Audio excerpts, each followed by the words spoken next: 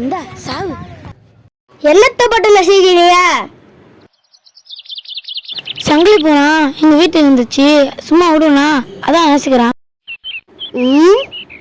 எல்லா பாவத்தையும் பண்ற, ஒரு பாவத்தையும் பண்ணாத, அதை என் சொல்ற. அதான் எங்க வீட்டுல வந்துச்சு, அப்புறம் நசுக்காம.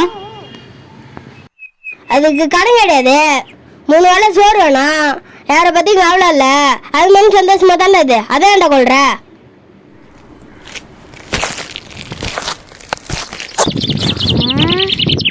அப்ப நாங்க அது கட்சி செத்தா பரவாயில்லையா? எல்லா பாவத்தையும் பண்ற மனுஷங்களாம் ஒரு பாவத்தையும் பண்ணாத பூரா வாழக்கூடாதா?